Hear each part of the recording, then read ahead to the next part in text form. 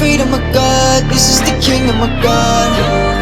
And whether you're free or you're born, this is where we all belong. I know that we are the sons, I know that we have been called. Let everything under the sun sing to the King on the throne. All right, so I want to give you kind of a new spin on evangelism. Evangelion is the Greek word that we get our term evangelism from. And I want to put it in its original context because everything that you know about the kingdom was actually taken from Roman culture. So if we don't understand Roman culture, we can't accurately understand the kingdom. There's this concept in theology called the concept of the appointed time. The concept of the appointed time means that many things that heaven desires to manifest are actually in the hands of men. Does that make sense to you? Does anybody know when it started raining? You want some more finite details? Does anyone know when it started the 40-day and 40-night flood? When the ark was done. When the ark was done. Do you think that God told Noah how long he had to build the ark, or did God say, you have this to do, and when you're done, I'll send rain? Right? That's the doctrine of the appointed time. Jesus came at an appointed time. It says when the fullness of time had come. He had a model to which to refer to be able to teach us about the kingdom. He couldn't tell us exactly what the kingdom was, but he could tell us that the kingdom of God is like. Because there were enough things manifest on the earth for him to be able to reference and give us an idea of how heaven functioned. So Jesus came when he had a model.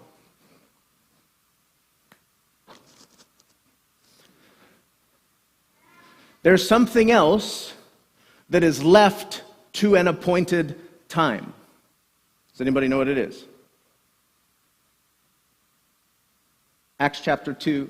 You don't have to turn there. Actually, I think it's Acts chapter 3, verse 21. It says, heaven received Jesus until. Everybody say until.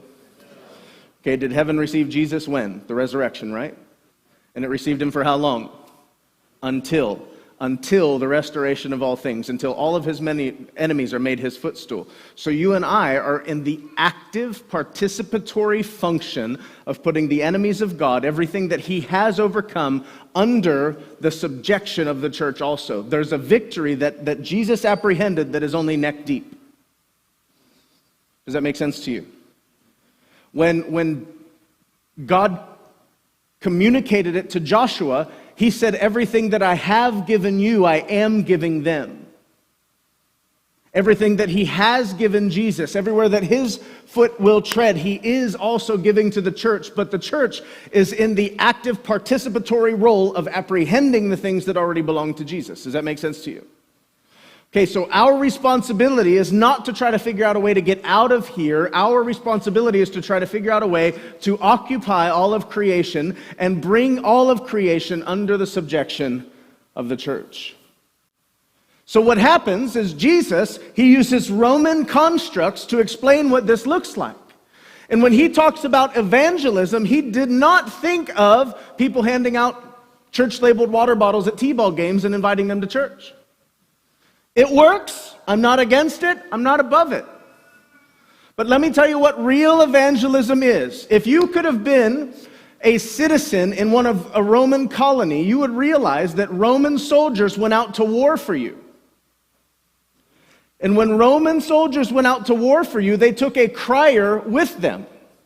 And if Rome was under siege, all of the Roman citizens stayed in Rome and shook, hoping that their land was not taken and their army was not usurped so that they did not become the property of another country.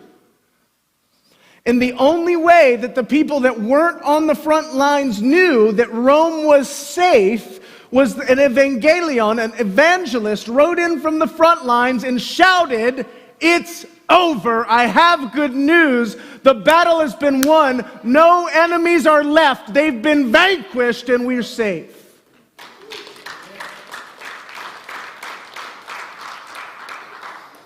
Okay, that's evangelism. All enemies have been defeated and we're safe. Now, you can belong to one of two companies. You can belong to the company that stayed in Rome, that is waiting to see the results of the battle, or you can be the one that heralds the message that the battle is over and you're living in victory. That's evangelism. Contrary to most New Testament evangelism efforts, evangelism was not an outside function of the church. Let me explain that. How many people did you see Jesus go up to in public and say, "This is what you have to do to be saved"? Name one. Not once.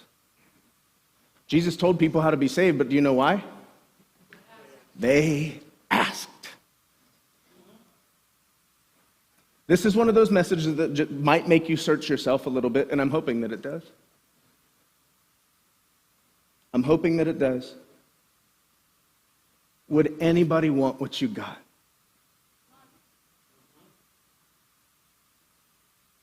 Are you living in Rome? Listen, shaking for fear that the enemy is still trying to apprehend your freedom and take you captive? Or are you on the front lines looking at a field full of bloody, vanquished enemies, and you know that there is no threat to your future, only increase? This is the freedom of God, this is the kingdom of God. And whether you're free or you're born, this is where we all belong. I know that we are the sons, I know that we have been... Hey guys, Olivia here, and I'm the New Creation Collective intern. Thank you so much for watching our video today. If you could, please like, subscribe, and leave a comment and let us know where you're watching from. If you want to hear more from this message, you can catch us live on Sunday mornings at 10 a.m. Eastern Standard Time on Facebook or YouTube. Thanks, guys.